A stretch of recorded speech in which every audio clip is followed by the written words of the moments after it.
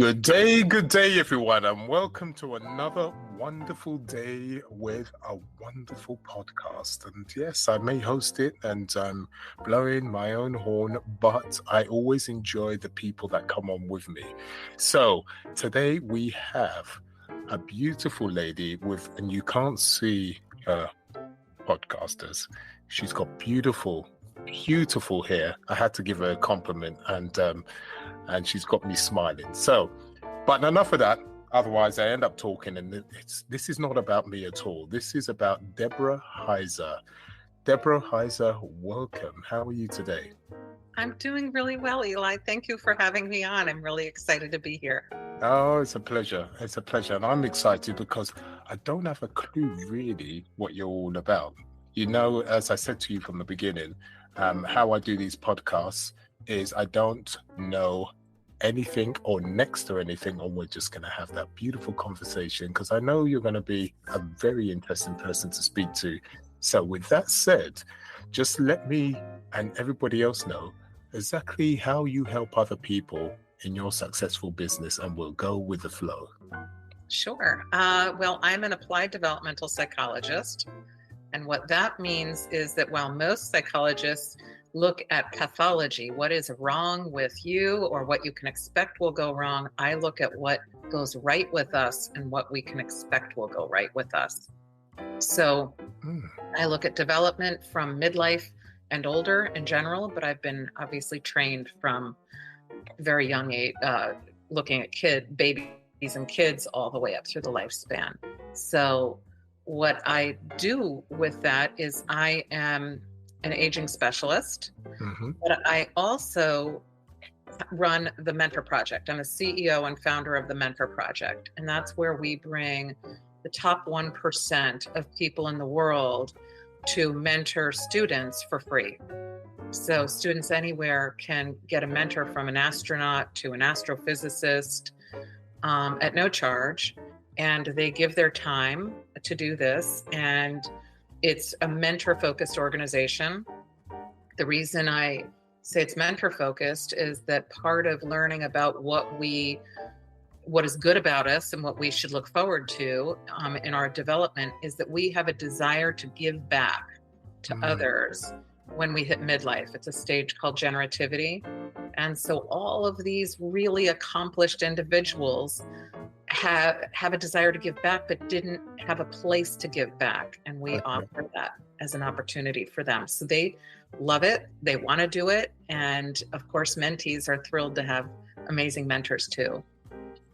Oh, that's beautiful. So to actually give your time for free, especially when you're accomplished, all of you at the same time, what made you put yourself in the position to give yourself, with all your experience and everything entailed, what put you in that position to think, you know what, I think I'm going to do things in a particular way for the 1%ers to help them and to do it for free?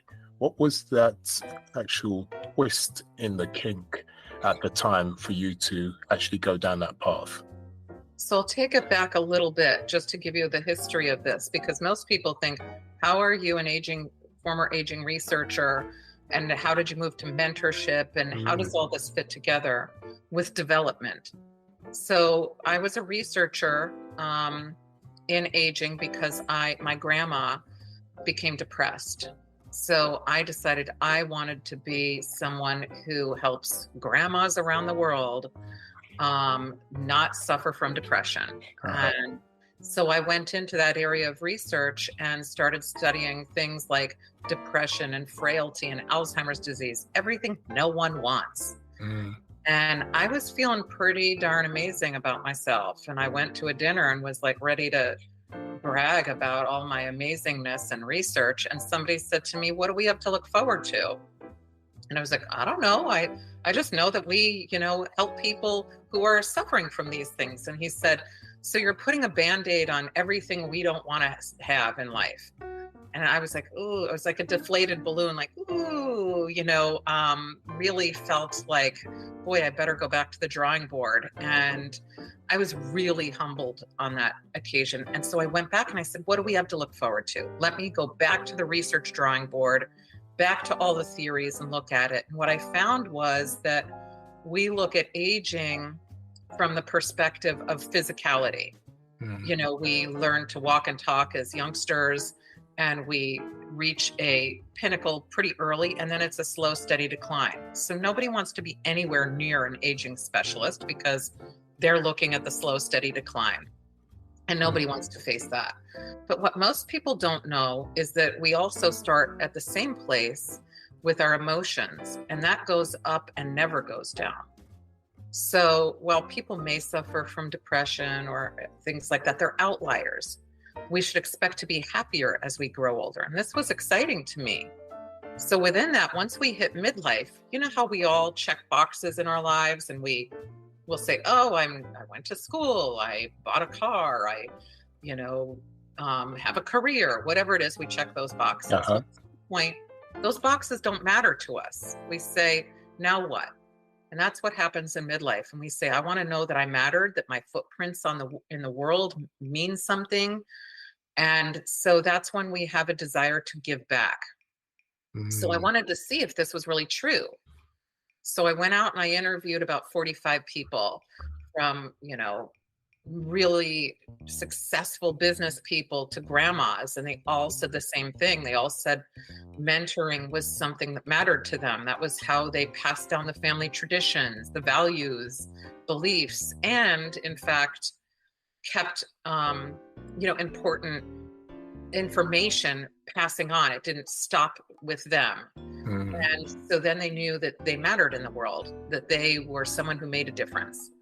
So with the Mentor Project, we started because I started talking to all these people who were really accomplished. And they said, I just don't have access to kids. I don't have students around me. I'm getting ready to retire and I don't have access to anyone. And they were feeling irrelevant. They were feeling like they didn't have validation for all the work they did. And that can make a person feel kind of bad. So once we were able to get them connected with people, it was an explosion, and more people wanted to do it. So that's really, I'm sorry, the long story to that question. No. So beautiful. The thing is, we need to hear the story because it never happened overnight. So this is why we're having this conversation, just to find out how and what your story is.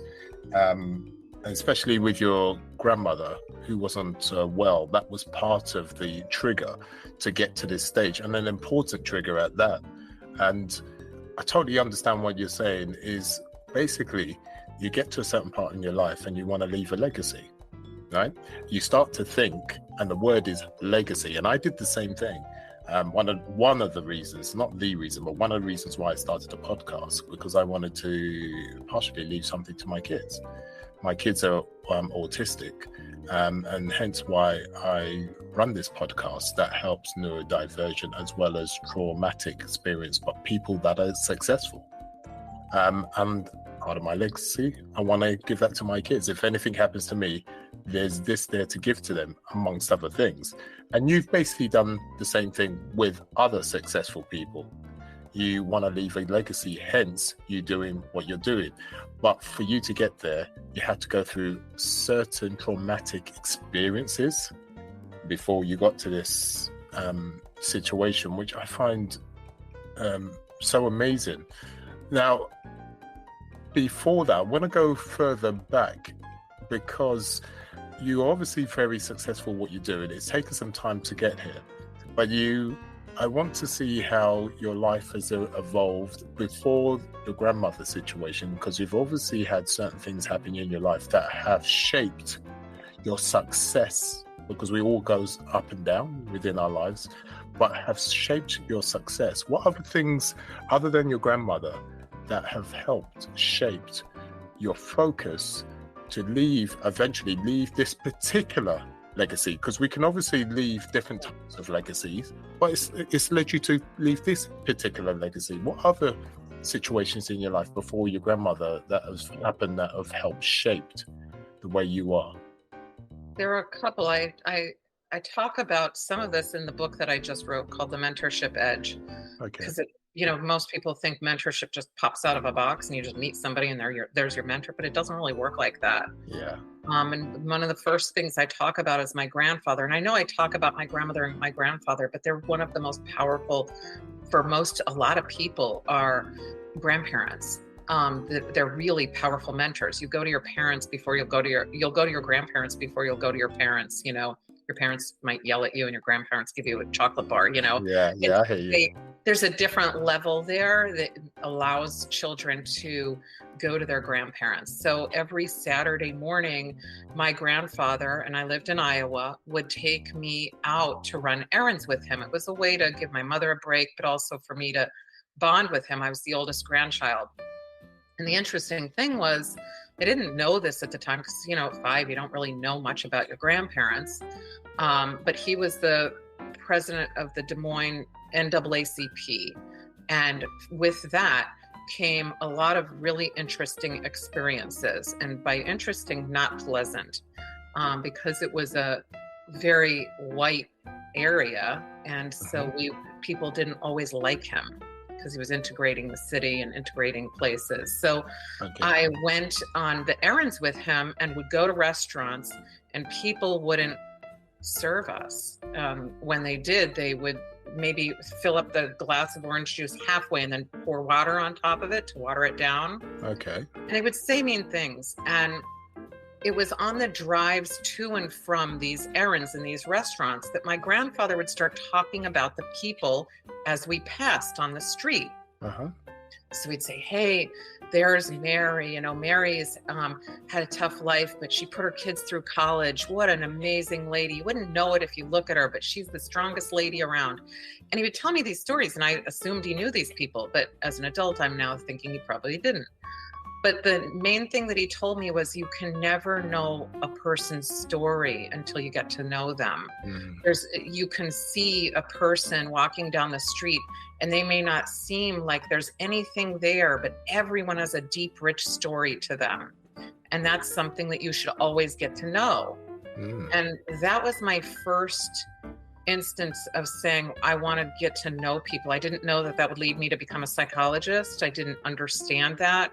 But I always knew I wanted to connect with people. So from that moment on, I really started to respect him in a new way and want to be more like him. And I feel like I am like him in many ways, because I try new things, whether people like me or not, and we'll go forward with that, because a lot of trying new things or being different or being seen as different means that people are not going to like you and they'll actually be mean to you. And so that powered me through those times when I was young and seen as different. Yeah, and it's difficult for a lot of people to accept people for who they are. Especially when they haven't had the tutelage from their parents, grandparents, whoever that are close to them to say, everybody's different. In your specific case, everyone has a story. In my specific case, I was told that we're all very similar. Doesn't matter your color, and there is no different whatsoever. And because we had that upbringing, it was easier to interact with people, but harder for people to accept that around us that were very different from us. So I totally understand what you're saying from that point of view, but it also gave you a specific insight within your life.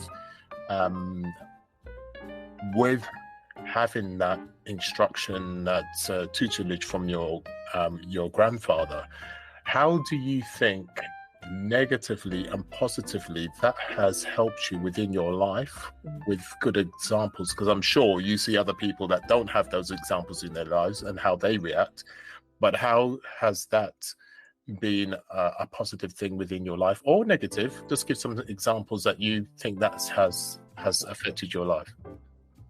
So it's been something that what I took away from that and always have done is I may not always take the easy route. The easy route is to always just pass things by, not take a deep look, and, sort of put one foot in front of the other. Yeah. And so in some ways that gets me to places that I wouldn't have ever gotten, or that other people don't go, because nobody else said, let me look at mentorship from the mentor perspective. I literally was laughed at when people said I want to do that, because they said no expert at the level of astronaut or Nobel Prize nominee is going to want to give up their time. You're crazy. Mm. And I said, I don't think that's the story I'm hearing from people. Mm. And so in that respect, that's a hard road to take. Yeah, it is. When you're looking at presenting yourself professionally, and you want people to be able to see you as not some like kook running around with some weirdo idea. Yeah. In other ways, it made my life easier, because I was able to say, hey, I don't have to have lunch with everybody. Mm-hmm. You don't like me? I'm good with that. Yeah. And I think that I'm okay with that. And that makes it easier for me to do things, is to say, hey, I'm gonna run my race, and I'm good with that. You run yours. And if we intersect, great. But that's one thing that some people, I don't think, have the pleasure of feeling that. It sounds like it's being callous, but it's not. That's a very good way of saying it, actually, because we have it within us. What's the word for it? Actually set within us, where we see things naturally from a point of view. We just take things as it comes. We don't assume that a person is this, that, or the other. And that's far easier for us than someone's always assuming 24/7. And because they've already assumed it's not possible, and they've said it's not possible, then it's not possible. They don't do it. But because we're coming from the mindset of, well, we'll see, anything's possible, and it's not for me to assume, it's from that point of view, it's easier. Does that make sense? Absolutely. That's exactly, you said it so well. A lot of our journey that we have is making a decision of, am I gonna happily go against the grain, or am I gonna just fall in line with the stream of fish, swimming in one direction? And sometimes it's easier to just say, you know what, this isn't the battle I want to fight. I'm gonna swim with the fish. And other times, you get off that stream and say, okay, now's my time. This is where I'm gonna make that move.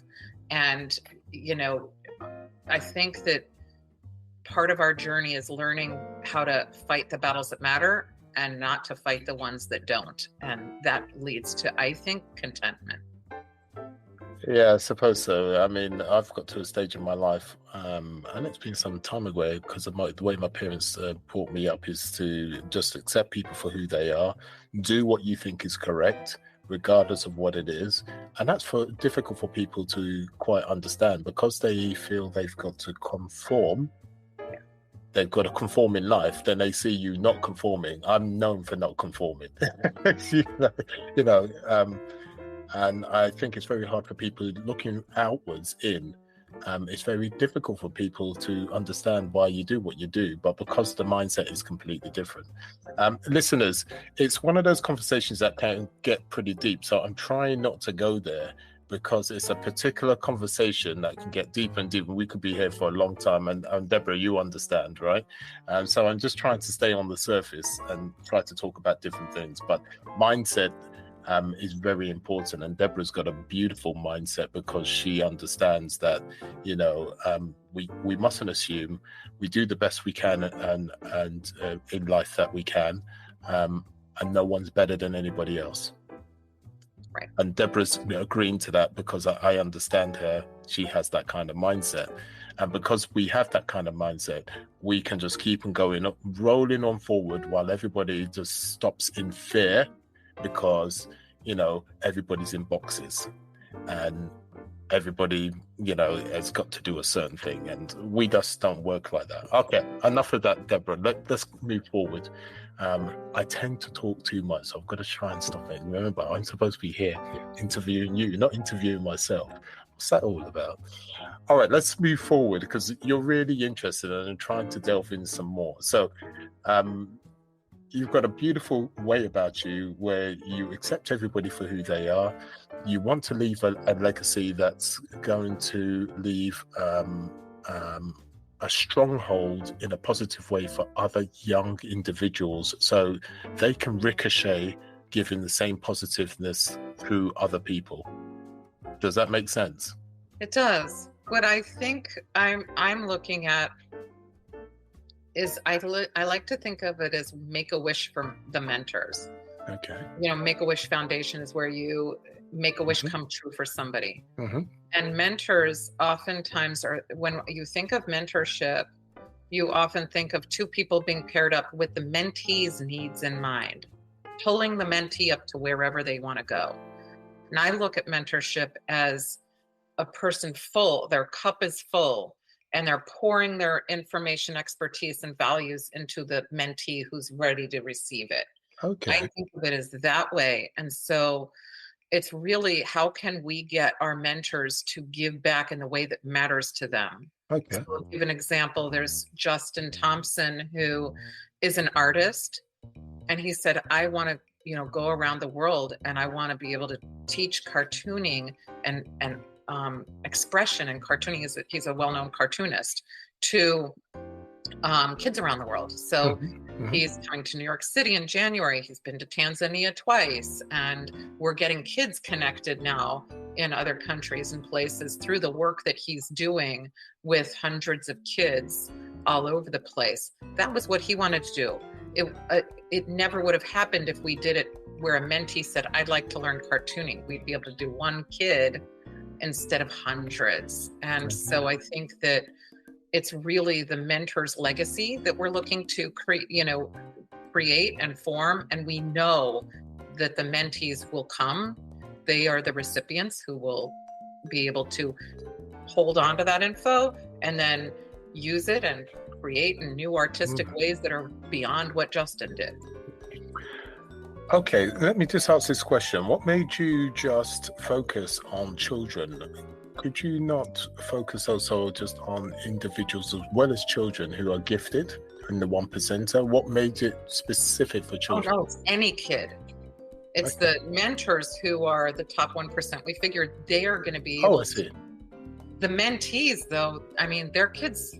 It's anybody, like Okay. literally any student. And when I say student, I don't mean kids. We have people who are in their 30s. If you're a graduate student, you can be mentored. I see. So, we have a few recent grads who are also being mentored, but our idea is that, some of our mentors say, I like 5-year-olds. I'd like to, I see. we have a puppeteer who works Yeah. with kids who are really young, and other people say, I really want to work with college students. And That makes sense. it depends on what the mentor wants. So we Yeah. couldn't really cap it at one age. Yeah. No, that makes sense because we're all gifted to be able to converse and be able to do a one-to-one with certain people. And so I totally understand. Everyone has their preferences. I also wanted to say, plenty of our mentors are neurodivergent. When I say 1%, a lot of people think that means not all of our mentors have gone to college. It doesn't mean there isn't an enormous amount of success that these guys have held. All it means is that they have done really well in whatever they've gone into. But you can have ADHD, you can be dyslexic, you can, whatever it is, you can be on the spectrum in some kind of a way and neurodivergent in some way. Both mentors and mentees, doesn't matter. Everybody works together really well. And you know what? That's a beautiful concept and reality at the same time. Just having an organization giving their time over to, it doesn't matter whether you're neurodivergent or so-called, normal, should I want for a better word. And when you work with neurodivergent children, young adults, etc., how is there a different way of working with them? Just break it down for me. What's the process of working with neurodivergent people? And I know it's a very big subject matter because we're talking about, as you said, dyslexia, we're talking about ADHD, autism, etc. And they all have their different traits. So just take us down through the whole way of how does that affect? Do we train with them differently? Do we speak with how does that go? Really, it's about matching. Okay. So, there can be someone who's neurodivergent mentoring someone who's not. That happens all the time.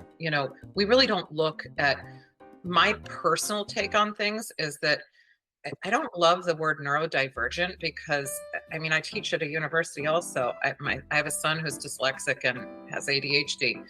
I don't see that there's so few of them. To me, it seems like everybody's neurodivergent. When I'm teaching, I feel like I have to cover a lot of bases because everybody's learning differently. I don't know where they came up with this, that there's one way to learn, because there's just not.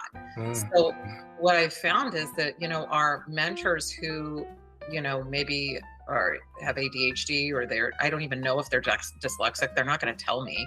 Like that's not something that comes up in conversation all the time. Someone can be on the spectrum with regard to autism. We don't think of that. We don't talk about that in any way unless it's important to somebody, which it hasn't been yet. Okay. So it's all about the pairing. So you want to make sure that you're pairing somebody who matches well. And most people put their mentoring programs in some kind of almost like a dating app where they just match people. Okay. And that doesn't work.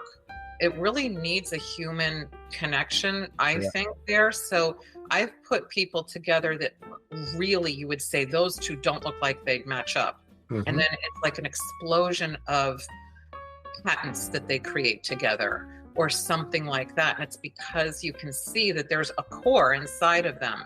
It's not how they think. It's really the core. Like, do you think they'll get along? Do you think that they would have mutual respect for each other? Do you think that can happen? I don't look at their learning style because we can work around that. I mean, everybody works around learning styles. So, right. So instead of, like you said, sometimes an app is used just to determine who should be matched with you. But you're saying an app being used such as that, everything in black and white doesn't work, because we're talking about different types of people and you need more than black and white.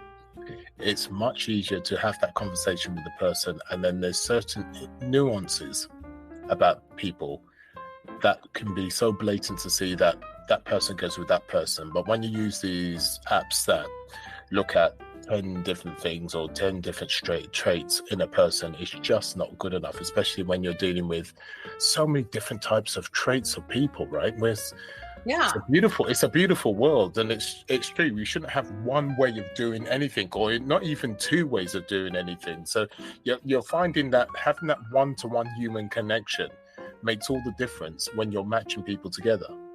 I also like to match many people. So I always think of mentoring as you don't have one mentor, you have a million mentors. We should all think of, if you look to your left or you look to your right, you're looking at a mentor. Somebody knows something you don't know. Somebody is an expert in something you're not an expert in. That's a potential mentor. And so, if you try it out, if you were to do, say, a dating app, you might go on and meet that person that looks so amazing on paper, and you meet them and you go, ew, I don't like that person. They're a perfectly nice person. You just don't mesh with them. And then, so with the mentors, we try our best to say, hey, give this a try. And, if it doesn't work, it doesn't work. But if it does, hey, don't look at what the person looks like or what maybe the person is some kind of a degree that you aren't going for. Yeah. That may be that you need that person's expertise in a certain area or outlook or engineering mindset for something artistic that you're doing. So we try to be really open about how we look at it and try to see if we can match somebody based on, do we think that those two would have a nice conversation? That kind of a way. Okay, so let's talk about this matching side of it, because not everybody is very good at matching in real time, not very good at reading between the lines. And you obviously have this skill to be able to do that. Now, you've got a son that has ADHD and dyslexia, is that correct? Yeah. Now, is it a situation that by having a son that has these traits, and I think they're positive traits, by the way. I agree with you. I don't think it's there negative. There are more CEOs and entrepreneurs who have ADHD and dyslexia or reading issues than you can imagine. And again, that's why I think, why is that considered divergent? Like, Exactly, and with the traits I have, I totally understand it. It helps me be able to problem solve in more ways than one. It's really helped me in my life. And but if we go back to your son, you've had to go through the stages with your son to help with his dyslexia and his ADHD. Has that helped you to be able to see certain things between the line when you actually interact with other people in the organization that you're in right now? Has that helped you with that? Yes. I know how difficult it was with regard to like executive function when my son was in middle school. Mm-hmm. And so I'll tell people, listen, if the mentee is not calling you back, don't take it personally. If the person is not on top of their calendar, it's probably not you. It's probably like, reach out again, make an effort, because chances are they lost track of it, didn't put in their calendar, didn't do something. And, so making sure that we're not, what I've found a lot of times is that people take things personally in terms of interactions. So if a person isn't, say, following along the same way I'm teaching something, then I could take that personally, or I could say, "Ooh, I better switch up how I'm doing this." And so with mentoring, I try to say, just maybe tweak something a little bit, because it may be that they need that, or give them several times of not connecting at the right time or making a mistake in that area, because that could be what it is. That's all it is. It's not, doesn't mean that they don't like you or they're not getting anything out of it. Okay, regarding your son, let's just go back in time, because this is interesting, because this is what's put you in a situation with the legacy situation, and you want to give back to the community, and that's obviously part of it with your son and growing up with him and him having so-called difficulties, right? Now, if we go right back, when did you realize there was I'm trying to get through to your journey, how you got here. So when did you realize there was something different about your son? There was nothing wrong with him. He was just different. So when did that light bulb turn on and you thought, It wasn't quite like a light bulb. We saw some things that we thought were kind of clever when he was little. Like, he would pay his brother, they're a year apart, 10 cents to do his homework for him in kindergarten. I like and his younger brother would do it, and he would get time. Okay. And we thought, well, that's so clever. Look at him. We didn't think he was having a problem doing his homework. We thought he was being entrepreneurial. Yeah. So then that continued. And then we said, that's not good. You cannot pay your brother to do your homework every day. And his brother was like 4. And, he was 5 and he wasn't even in school, but he was like, I'll do my brother's homework. Sure. Which was like coloring or whatever at that time.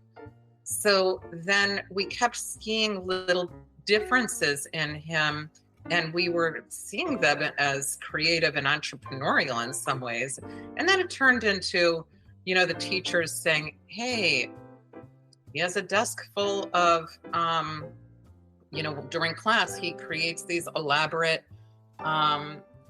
paper airplanes. And then occasionally he will throw them at, and when the teacher's not looking. And then, these little things that were it was distractibility. Yeah. And other things that were, not a pleasure for the teacher. And, was going beyond paying his brother to pay for, paying his brother to do his homework. So at some point it became harder and harder for him to get some of the work done. And then we said, we need to have him tested. Okay. And then we had him tested and we said, oh, okay, we're seeing something here. And what was he diagnosed with at the time when you had him tested? ADHD and dyslexia. Both. He was tested for both at the time. Okay. Yeah. And so what we did was we decided to have him learn, you're supposed to learn a language. We decided to have him learn one that didn't have the letters. So he learned Hebrew and he learned Chinese. Those have characters. We thought that might be easier for him. We tried to make things a little bit easier for him. He He's great with languages spoken. Uh-huh. The written part is obviously harder if you have dyslexia. And then with we put him into karate when he was really young because that's a really good focus it was a good focus for him. So we really tried to do things that would help him to maintain a focus. Yes. And then with homework, um, we hired a high school girl, and he was a middle school boy, and we were just like sit next to him so he doesn't get up from the table, and he'll do his homework, and it worked. It worked like magic. So that kept him doing his homework and not getting up and running around. And so we just tried all kinds of little things that weren't really things that people recommended, but that we thought might work for him. And he's now in college. He's doing great. People don't know. People have never known who meet him, because you don't have a sign that says dyslexic and ADHD, but he's in college doing great. He learned a lot of coping skills from, each of the stages going through from middle school. Middle school was very difficult. High school a little bit better, and now college is fine because he learned a ton of ways to get around the traditional sit and memorize that is usually required. Okay, so let's talk about his support system. Now, obviously, you was his main support, so he's got the parents there that are supporting. Okay, so what was his support system going through? So the school was there, did the tests. What other things that will be put into place to help him thrive and to grow as a person? What other things were going on there? I'll tell you, he had some really good friends in school. I remember one example. The teachers were not very good. The teachers were like, "Oh, you forgot your pencil, 0." It was really really difficult with the school. But I remember he had friends, and he was very open about it. He didn't keep this it was no secret. So one of his friends said, "Listen, he has ADHD. You can't do that. If he doesn't have a pencil, give him a pencil. Let him use the pencil." And that, I think that the social support network from his friends was important. And he did things like, sports and other things that gave him a social support network that then continued on in school, and a way to, have a group that would stand by him. And so it really didn't hurt him. He had, he knew how to navigate with his friends, and, it wasn't easy, but I think he came out the other side knowing now to be easier on others. I think he's probably going to become a psychologist. I think he has a lot of empathy for others, and that's the route he's taking. No, I know, I get that. And it's difficult when you're going through the grind zone. And when he was growing up, he's had to, I suppose sometimes you have to pretend, right? When you feel like the local village idiot in the class because you can't do something, you learn to mask these things. And when you do strive to be better, and your son obviously did with all the support system that he had from you and everybody else and his peers, he's learned to understand how difficult it can be for a person when they feel like they're against the grain. So empathy comes into it. This strength, this is where his strength comes into it, and it's similar with me. I have a philosophy in life is I don't care what anybody does as long as it doesn't affect an innocent person or a child. And the reason why I come from that, not only did I have very good parents that taught me, but because I had a lot of difficulty when I was growing up, and I saw a lot of things and I suffered in certain ways, I learned to have empathy. If you're born with the silver spoon or even a golden one and everything's tickety-boo, you don't understand what it's like to be really, down below where things are really difficult for a lot of people. And it's hard to have empathy. It's not impossible, but it's hard to have empathy. So I totally understand why your son is in the stage, because it wasn't easy for him. He had the support, but it's difficult.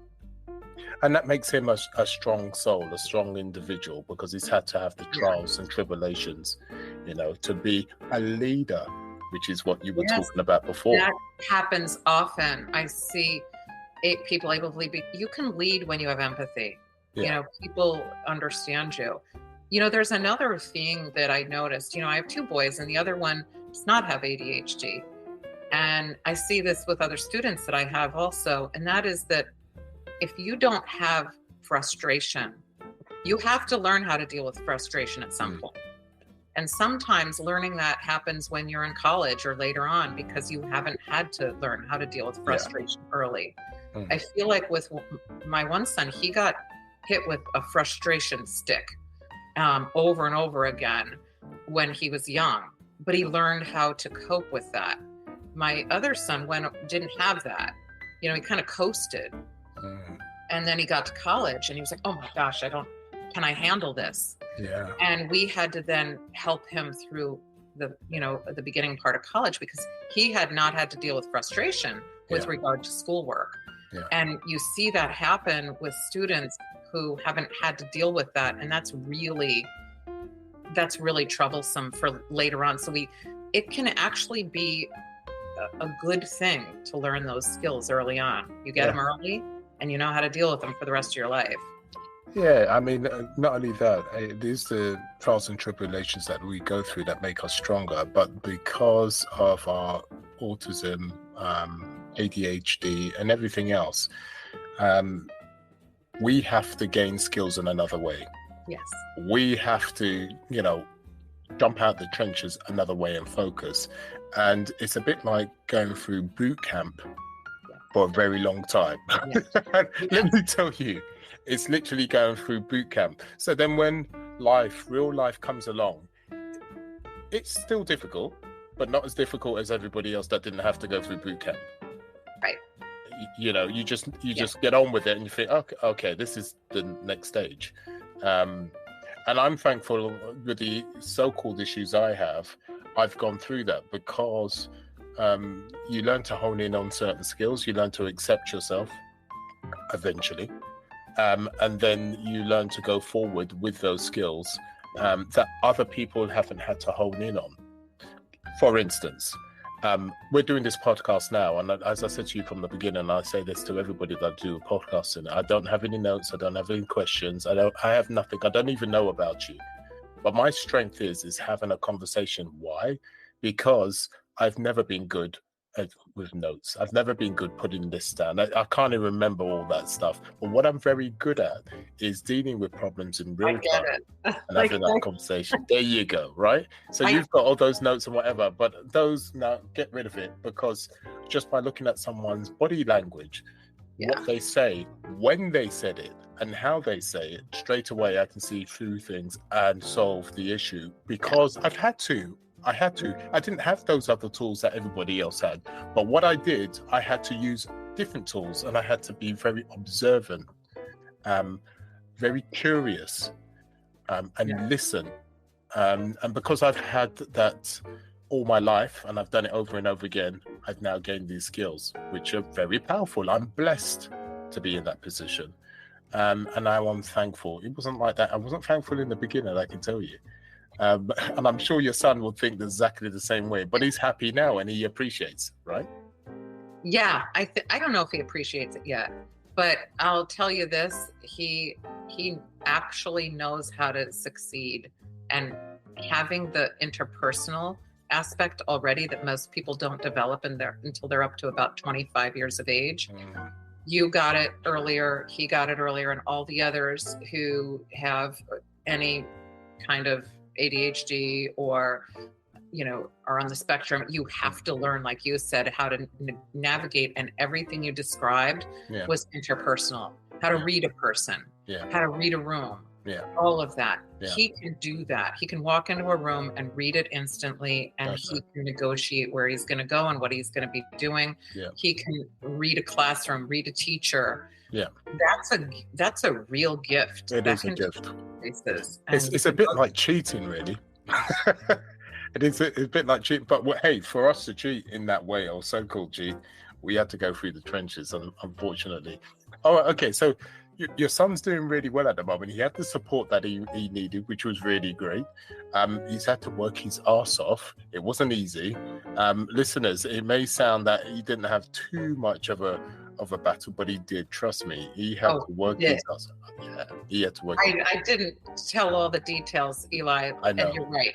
It was hard on all of us. It was hard on the entire family. Yeah. How hard was it then? So just give us for instance, how hard was it? Give us a... It was hard because, when you get the notices from the teachers and you have to, we had to actually have a lot of interactions with the school to make sure that he was getting what he needed. Mm-hmm. He needed us to advocate for him. And that was hard on all of us because in some ways, when you're a middle schooler, the last thing you want to have is attention on you. Mm. And so we had to try to navigate that in a way. And he ended up with a lot of attention on him because we would say to the teachers, look, you have to allow him to forget a pencil. You have to allow for certain things. Does that mean he knows it or not? Come on, that kind of a thing. Really advocate for him. And also, nobody likes it to take twice as long to do your homework than everybody else. Yeah. And so it's a very hard thing when you're smart and it takes you longer to do things that, that take no time for somebody else. So going through that as a family, no parent wants to see their kid have any kind of frustration.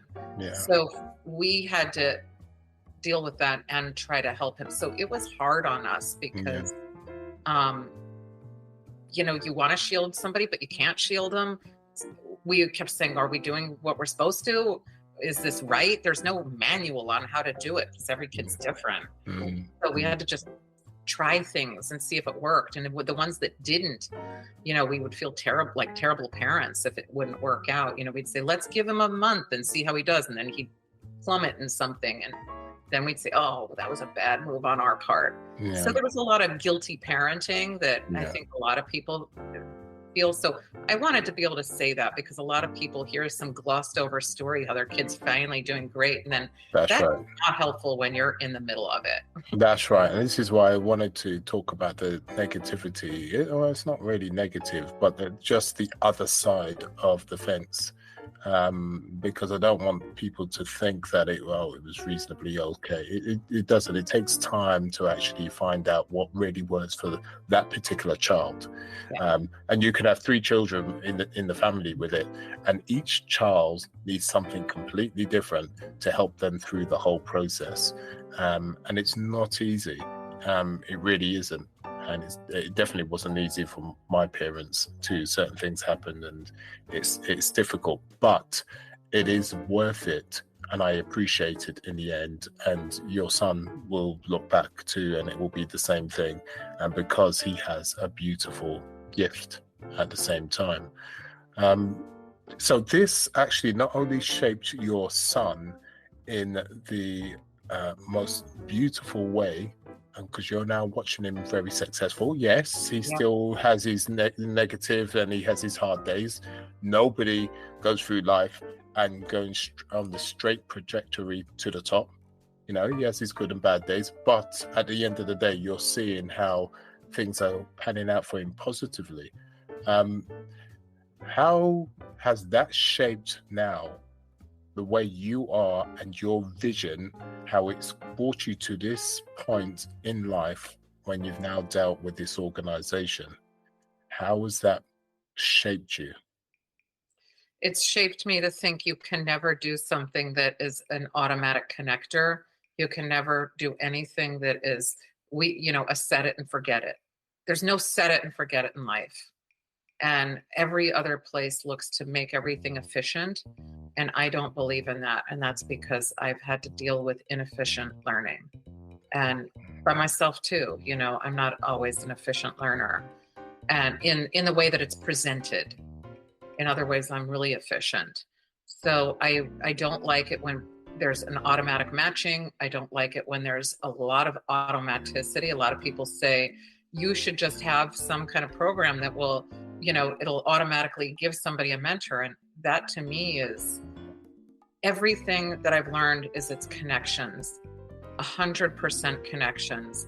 If you feel like you're connected to somebody, you will do really well. And, when anybody, any of us, it has nothing to do with you, if you're neurodivergent or not, you do better when you are personally connected with somebody who's invested in you. And that's what I'm looking for. So I'm looking for mentors who are getting that from their mentees, and mentees who are getting that from their mentors. It has to be a two-way connection. And I think that if we look at any kind of neurodivergent thinking and we stop saying that kids have to conform to one way of learning, which is not optimal to many, many people, and we say, hey, we need to get kids to learn whatever it is they need to learn, that I think is a better way of looking at it. We connect people and connect individuals with the best way to learn whatever it is they need to learn. Yeah, that's beautiful. And Deborah, really appreciate that. So let's go just slightly back regarding about efficiency and teaching efficient and against that. So show me efficiency against not being efficient. So show me some teaching aid when you're teaching someone on a specific scenario and what it looks like very efficiently and inefficiently. Does that make sense? Yep. Give me a scenario. Let's have a look from that point of view.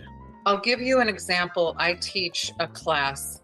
I teach 2 classes every semester. And this semester I'm teaching, one of the classes is gender. And they assigned me a classroom.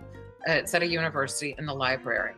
And it didn't have the audio visual stuff. I usually have a smart board where I can put things up. What I do is, in the very beginning when I started to teach, I had a few students who were who had difficulty hearing. Okay. And so what I did was I would post the notes up on the screen so they could read it. And I posted it so that it was just like I was talking, so that it was like you would read it and it was like I was speaking it. And that way I find that to be efficient. I don't have to repeat it. I don't have to do anything. It's there. They can look. I put words in bold that I think might be on the test, things like that. It's rather than being punitive, it's making it efficient for more people to learn like that. And I use videos and other things in case that's not enough. So if you're a visual learner, well, they didn't have the ability to connect to a board, and it was horrible. The students were like, I don't get it. Can you tell me this again? Can you repeat this?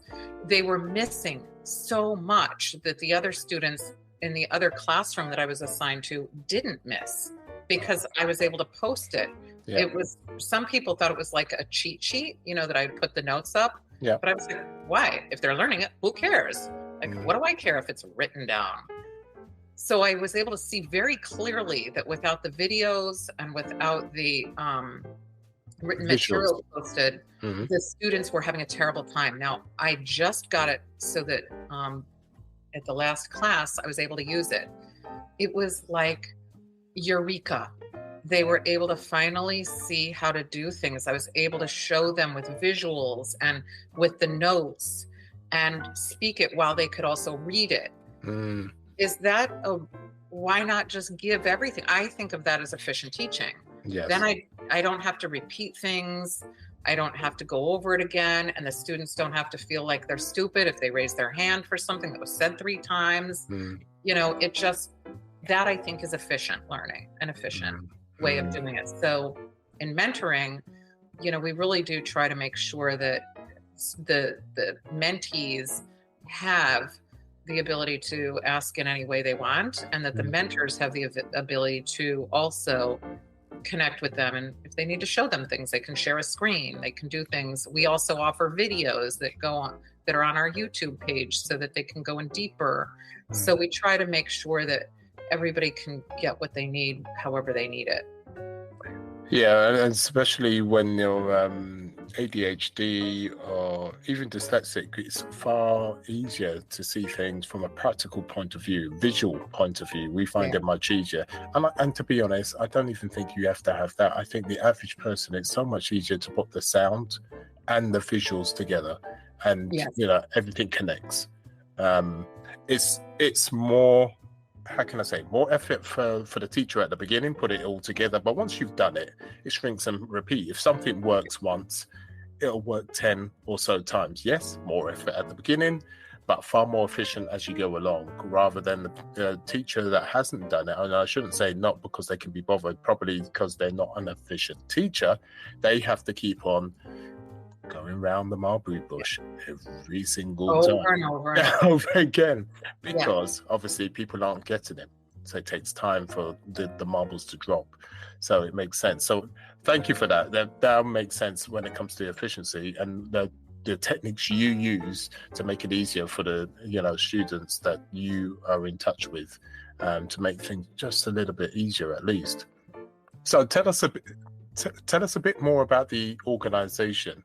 Tell us where the organization is at the moment, and what exactly the organization is doing for the near future, taking things forward. So the organization is the Mentor Project. It's 5 years old now. We're in, I think, 5 or 6 countries. We've impacted more than 100,000 students around the world. We've had more than 100 mentors come through. Some people pause for a little bit and they come back on if they have something going on, they're traveling or whatever, but we've had more than 100 mentors come through. Our mentors are highly vetted in the sense that they get background checks and they have to fill out a lot of paperwork, and they have to meet with other mentors. They have to play nicely with other mentors as well. So it's a really tight family. We cater to the mentors. We have every Friday, it's called Fridays with Fred, where the mentors can get lateral mentoring from each other. So we also expect mentors can learn from each other. And we've had tremendous explosions, like nonprofits that have come out of our Friday meetings, where mentors go off and they do amazing things together. A filmmaker and a labor law attorney got together and they created a nonprofit. And so we see mentoring happen in many ways, but we've also noticed that when we cater to the mentors and getting their mentoring needs met for themselves also, and their creative juices flowing, it's very helpful for mentees. And that also gets them to say, hey, we just had an example where Fred from Fridays with Fred said, hey, I have a mentee. He is in need of a job. Can anybody help out? And one of the mentors said, I'll give him a job. And so it really has helped with our mentoring, because the mentees, when they have well-connected mentors, of course, are connecting with each other in a family-like way, then they benefit. So that's really how we work. That's a beautiful system, because what you've put into place is not only you helping the students grow exponentially, but you're helping the mentors grow in such a way where they would never have been able to grow, because they're meeting like-minded people in a similar environment, helping other people, and that can only overspill into the students. So it's, and I shouldn't say this, it's not a vicious circle, but it is a circle nonetheless, and it's feeding each other, but in a positive way. And I see the simplicity in that, but it's actually genius. Well, thank you. It is. You would never think that a labor law attorney whose specialty for mentoring is networking, he founded the Gotham Networking, would be able to get a kid a cybersecurity job. Who would think that? He's the one that did it, because he networked within the mentors and got his mentee a job. And that's what the beauty of it is, that, when you put people together who have really different backgrounds, magic happens. Yeah, it does, definitely. Oh, Deborah, I could speak to you forever. I find this whole concept really, really interesting. Okay, one thing I wanted to ask you is the mentorship online, or is this one-to-one within a given state or location? How does this work? So it's in person or one-on-one. We also do groups, we do panels. So every year, most of it is online on Zoom because people can be anywhere. Like Okay. I'm meeting at in a half an hour with somebody from Kenya, a mentee from Kenya. So that has to be on Zoom. But Justin travels once a year to Tanzania to meet with students there, and he'll be traveling from California to New York in January. So he will do in-person groups. He also does online one-to-ones.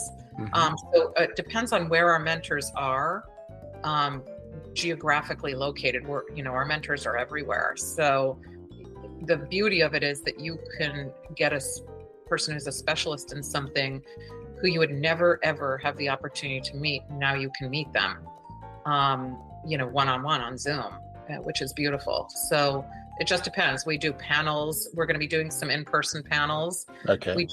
We just did some, and we had more than 50 students from New York City come and see 5 people speak on entrepreneurship in a location in New York City. And so that was really exciting. And I know that some of those students follow up and do one-on-one on Zoom with the mentors that they met there. Okay, and briefly, how do the students qualify to have a mentor? How does that work? All they have to do is click our Become a Mentee button on our website, and then they get, if they're under 18, they have to have a guardian sign their paperwork to be able to become a mentee. Okay. But if they're over 18, they just fill it out and they get a mentor. There's nothing needed. Wow, that sounds amazing. My hand is up, by the way, listeners. My hand is up. That sounds wonderful. Okay, so, all right.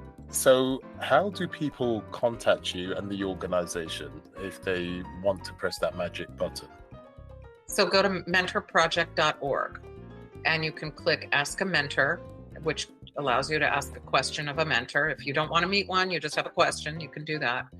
Or you click Become a Mentee, or you click on the Contact Us, and that will get you in touch with one of us, likely me. And you can also reach me I have a website, deborahheiser.com. You can find me also, I write for Psychology Today. So you can just look up my name there and you can find me there. But with regard to the organization, check us out, because honestly, we are here for you. We are here to help you to get where you want to go. I hear you. So that helps students. Are you looking for mentors, partnerships, etc. at the same time? Is there? If people are affiliated with a school and they'd like their school to get involved, we love to do things where we can get students involved. We also really welcome people who like to sponsor programs. If somebody says, hey, I have a company, I'd love to sponsor something, get some mentors to be flown over here, if it's some location, we do that. So an organization is flying one of our mentors out to go mentor people. We do that. So yeah, you can get involved as a non-mentee in many different ways. That's great. So can you hear that, listeners? So not only can you be a student, but if you want to support them, there's many ways you can do so. So you get sponsorship, and also if you want to be a mentor, and I'm sure there's other ways that if you want to get involved, just contact Deborah and just have that conversation. I think it's well worth an organization to get involved with, no matter how small or large that may be you corporate or just that one-to-one person. And Deborah, I really thank you for giving up your time just to open up our eyes to an organization that I think is going in a great direction to leave a legacy, not only for yourself, but the organization itself. I love the idea and I love what you're doing, and thank you for giving your time to, and especially sharing about your son that has helped not only shaped him to be a wonderful person, but also shaped you as parents, as a family going forward to get you to this stage to do something so wonderful. Yeah, I will say thank you to my son, both sons, because they both helped in different ways. Yes, absolutely. Thank you for mentioning that. We should all be thanking our kids because they do shape us. Without a doubt, there's no two ways about it. So unfortunately, we'll have to go with that said.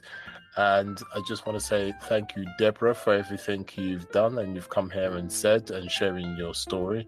And I want to say thank you for the listeners for being here. And if there's any inkling of something you could do to help with the organization in any small way, or you're interested in becoming a student, do not hesitate to contact the organization or Deborah.